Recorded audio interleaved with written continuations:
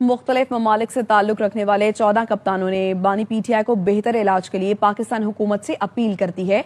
नुमाइंदा खुसूसी बराए खेल शाहिद हाशमी हमारे साथ मौजूद हैं। शाहिद साहब, कौन कौन शामिल है इसमें?